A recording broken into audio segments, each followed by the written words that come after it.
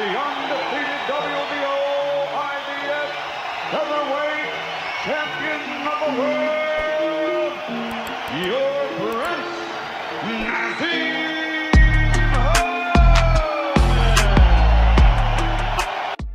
El príncipe Naseem Hamed era claramente un prodigio. A pesar de tener un estilo de pelea tan alejado de la técnica que se acostumbraba a ver en todos los otros boxeadores, Hamed sí había encontrado la manera de sobresalir y vencer a cualquier rival que le pusieran enfrente. Hamed estaba encaminado al Salón de la Fama y posiblemente a ser el mejor peleador inglés de la historia. Hamed fue uno de los pocos boxeadores en la historia que logró conseguir todos los campeonatos de su división, es decir que logró ser campeón indiscutido del peso pluma, títulos que llegó a defender en 15 ocasiones. Les diría que el tanto ganar aumentó la confianza del príncipe, y que por eso comenzó su tendencia a hablar de más, pero la verdad creo que Naseem Hamed ya era así desde antes de debutar profesionalmente. I'm not cocky. You're not? No, I would say I'm not. Why not?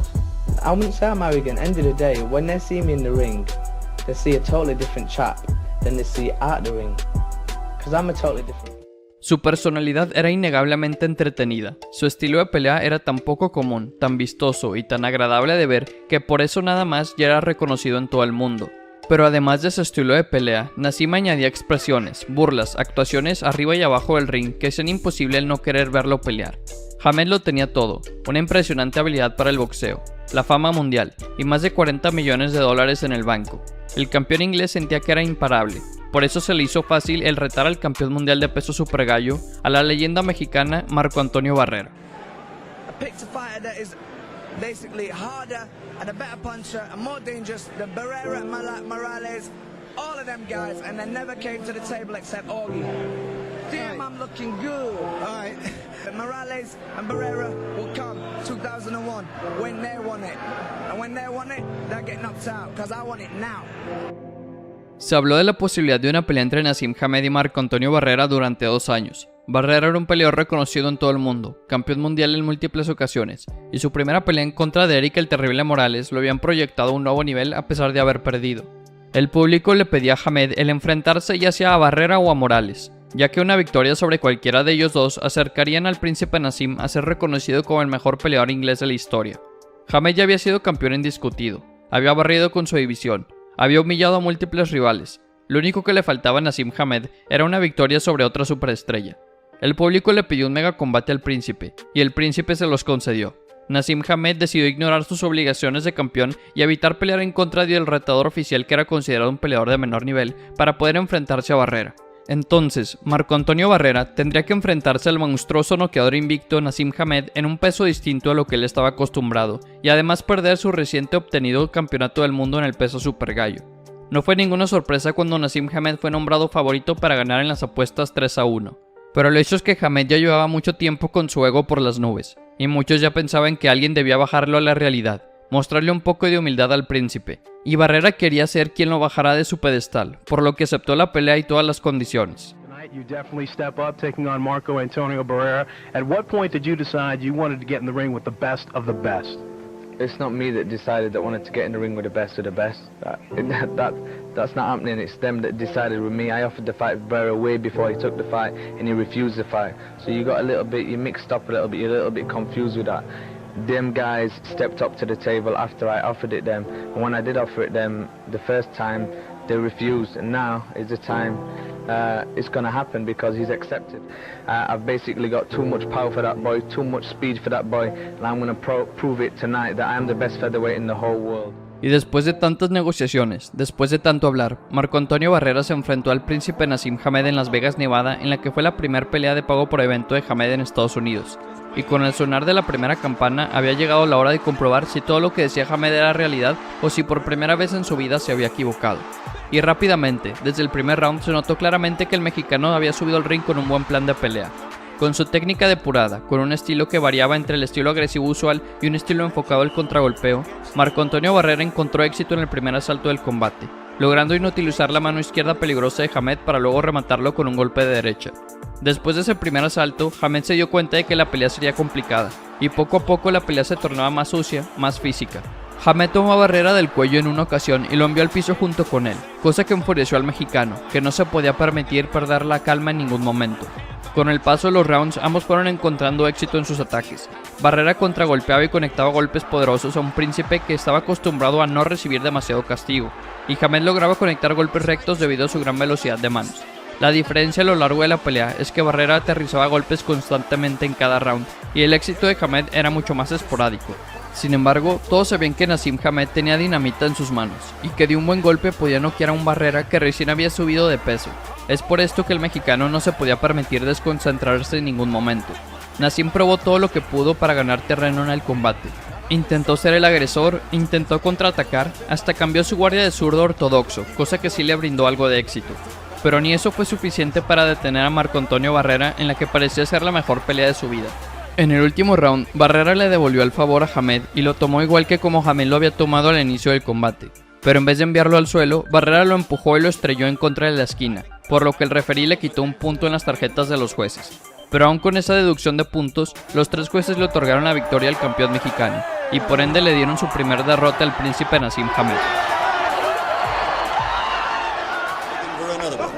Ladies and gentlemen, the current WBO title holder and 2-time featherweight champion of the world, the challenger, Kennedy, the King, Nick Kennedy. En el año 1996, el campeón del mundo, Marco Antonio Barrera, recibió la oferta de pelear para la empresa HBO. Esta era una oportunidad única para el peleador mexicano. El único problema era que si quería pelear para HBO, Barrera se tendría que enfrentar al medallista de oro olímpico y campeón del mundo Kennedy McKinney. En ese entonces, tanto Barrera como McKinney representaban lo mejor que había en su división, una pelea complicada para ambos, pero Marco Antonio Barrera tenía el sueño de pelear en una cartelera de HBO en los Estados Unidos. Era la oportunidad de pelear donde todos los grandes habían peleado, la oportunidad de acercarse a la grandeza. Entonces Barrera aceptó la pelea inmediatamente. Sin embargo, Marco Antonio Barrera no se esperaba lo que le seguiría las próximas semanas después de aceptar el combate. McKinney comenzó a hablar, a menospreciar a Barrera, a decir que sería imposible que un extranjero lo pudiese vencer en su propia tierra. Poco a poco, los gritos de McKinney llegaron a molestar al campeón mexicano. Lo molestaron al punto de que sintió la necesidad de tomar acción para frenar los insultos y burlas de su rival.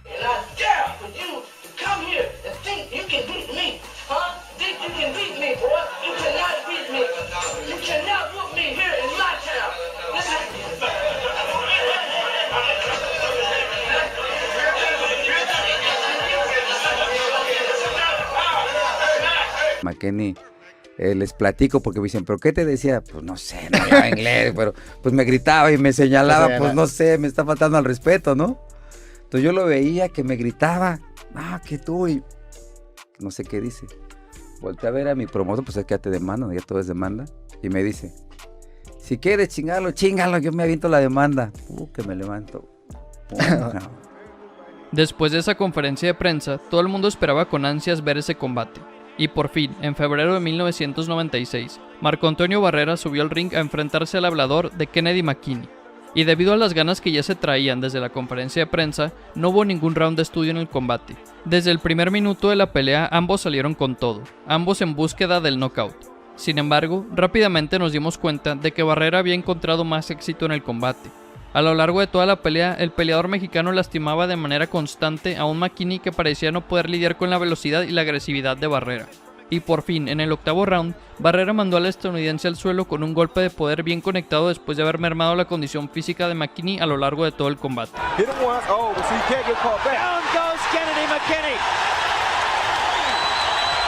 McKinney se levantó, pero luego fue enviado de vuelta al suelo de un golpe por parte de Barrera en ese mismo octavo asalto.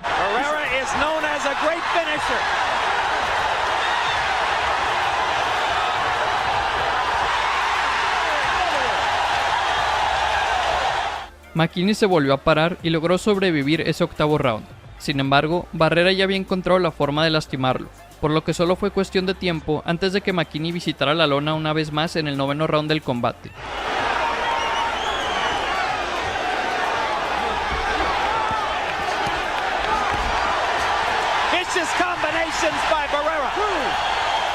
Todo parecía perdido para un McKinney que estaba siendo lastimado seriamente en cada round del combate. Todo lo que había dicho McKinney antes de la pelea lo estaba haciendo quedar verdaderamente mal. Pero McKinney era un buen peleador, un peleador resiliente. por lo que no se rindió, y en el 11º asalto sorprendió a todo el mundo regresándole el favor a Barrera. En ese 11º round, McKinney envió al mexicano al suelo, y esa fue la primera vez en que Barrera visitaba la lona en toda su carrera profesional.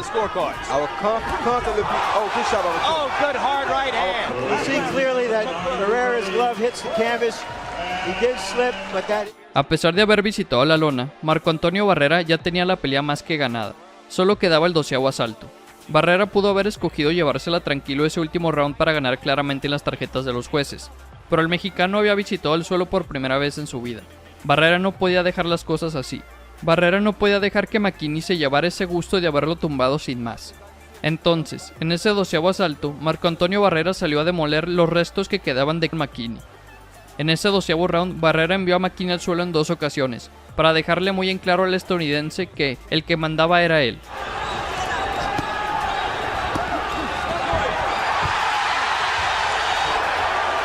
McKinney is a weak fighter now. Barrera knows it. And that's it!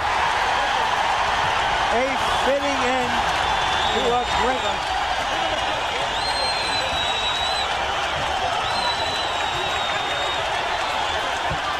Si hablamos de peleas históricas, tenemos que mencionar a la trilogía de combates entre las leyendas mexicanas Marco Antonio Barrera y Eric el Terrible Morales. Una rivalidad que sobrepasó el ámbito deportivo y llegó a ser una rivalidad fuera del ring. Dos peleadores de la misma nación que se odiaban a más no poder, compartieron el ring y nos regalaron combates que nunca serán olvidados. Una rivalidad que iguala a la de Muhammad Ali con Joe Frazier o la de Sugar Ray Robinson con Jake LaMotta. 3 combates, 3 espectáculos, 3 noches inolvidables. El arranque y despegue de sus carreras se dio casi al mismo tiempo, así convirtiéndose en figuras relevantes de los cuadriláteros en la misma era. Ambos mexicanos, ambos peso super gallo, ambos los número 1 en sus respectivos organismos. Era imposible no imaginarse una pelea entre ellos dos. Entonces la prensa siempre les hacía preguntas sobre el otro a la hora de las entrevistas, cosa que llegó a molestar a ambos. Siempre que entrevistaban a Barrera, le preguntaban por Morales, y siempre que entrevistaban a Morales, le preguntaban por Barrera. Cuando llegaron a entrenar en el mismo gimnasio, no se saludaban entre sí, y tampoco faltaron las comparaciones entre ambos. Cuando Morales noqueó al estadounidense Junior Jones, todos, incluido el mismo Morales, salieron a recalcar que Barrera había perdido en contra de Jones años antes. Morales argumentaba que él había vencido fácilmente a Jones y que Barrera ni siquiera había podido castigarlo. Barrera por su parte decía que Morales era un indio sin educación, que venía de una clase inferior, lo que hizo que los aficionados de ambos se comenzaran a odiar también. Lo que intento decir es que la rivalidad de entre ambos era más que una rivalidad boxística, era un odio verdadero entre ambos. No, yo no lo odio, no más recibo a la gente con el mismo cariño. Simplemente así de simple. Espero que el HBO se dé cuenta que su campeón que tiene no sirve. Porque tengo que hablar de él, porque tengo que hablar de porque no puedo hablar de mí mismo.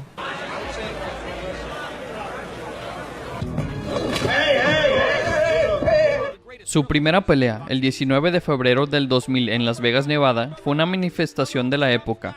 Ambos llegaron como campeones del mundo en el peso super gallo, Morales por el CMB y Barrera por la OMB. El carácter de los dos era un factor medular, se sabía que no se iban a guardar nada, pero lo que mostraron superó cualquier expectativa. No había puñetazos en ese ring, eran auténticas ráfagas. La pelea tuvo un solo ritmo, golpe tras golpe sin descanso, sin un solo segundo de respiro, donde Morales, fiel a su estilo técnico de puntas sobre pies y gran estilismo, boxeaba a un Barrera que entraba como un toro, y que en la mayoría de los rounds apretaba los últimos 10 segundos, poniendo en varias ocasiones a Morales en contra de las cuerdas. Al final, los jueces vieron ganar a Morales por la vía de decisión dividida. 2 jueces tuvieron tarjetas de 115, 112 y 114, 113 a favor de Morales, y el último juez tuvo una tarjeta de 114, 113 para Barrera, en una pelea muy pareja donde parecía que Barrera había hecho más daño, pero que Morales había ganado más rounds. Al terminar el combate, Barrera se niega a aceptar que Morales fue ganador, declarando que los jueces le echaron todo a perder, y que Morales, si tenía vergüenza, debería devolver los títulos. A lo cual Morales solo contestó que ya deje de llorar. Es una nota de Tijuana, México, Eric Terrible Morales.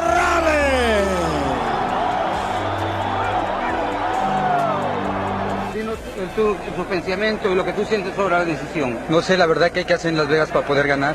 Yo creo que la gente es el mejor juez. Eric Morales dice que te daría una revancha, pero tiene que ser en la 126, porque no puede hacer la 122. ¿Podrías tú y quieres tú una revancha en las 126 libras? Pues no sé, voy a platicar con todo mi equipo, yo creo que gané. No tiene por qué haber revancha, yo ya demostramos los del OMB que somos mejores campeones.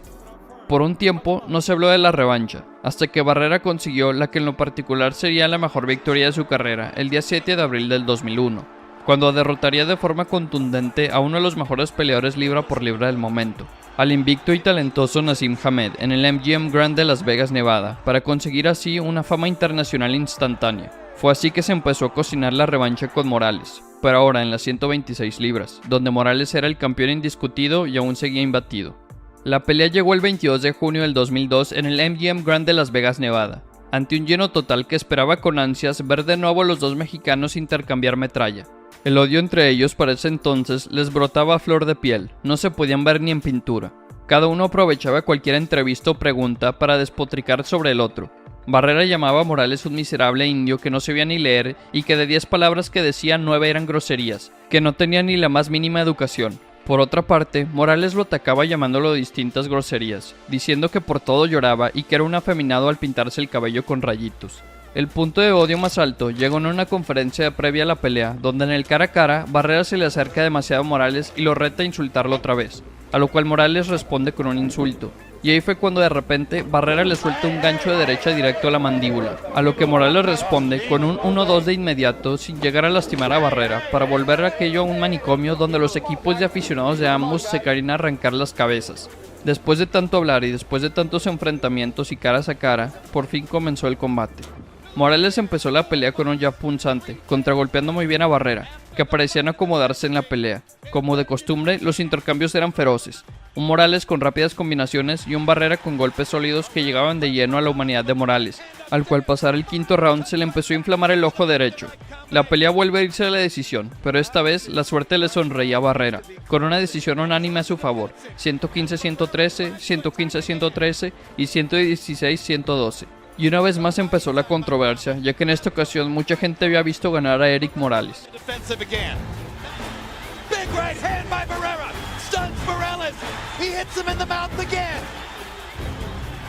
This is what it's all about, ladies and gentlemen. Pride, honor, revenge, Mexican boxing at its best. La tercera y última pelea se celebró el 27 de noviembre del 2004, esta vez en las 130 libras, donde Morales era el campeón del CMB y Barrera recién había subido de división después de haber sido noqueado por el en ese entonces poco conocido Manny Pacquiao. Como era de esperarse, las declaraciones antes de la pelea fueron las mismas por parte de Barrera y Morales. Ataques y burlas al por mayor, siempre hablando pestes el uno del otro. Barrera decía que acabaría con Morales en los primeros 5 rounds, y Morales arremetió diciendo que mandaría a Barrera en camilla al hospital. Y como de costumbre, la pelea fue de toma y dame sin un claro favorito en los primeros 6 rounds. Morales atacaba a distancia con su largo y recto de derecha, y Barrera se abalanzaba con todo, poniendo en aprietos a un Morales que no podía quitárselo de encima, llegando de igual forma a la decisión de los jueces en tal vez la que sería la pelea más pareja de la trilogía. Marco Antonio Barrera se alzaría de nuevo con la victoria en una decisión mayoritaria con una puntuación de 115-113 y 115-114 por parte de los jueces que lo vieron ganar a él, además de un juez que vio la pelea como un empate a 114-114. Y ya con esto terminaba una de las mejores trilogías de la historia, una que estuvo llena de acción, de emoción, de peleas arriba y abajo del ring, de controversia, pero sobre todo de un gran boxeo.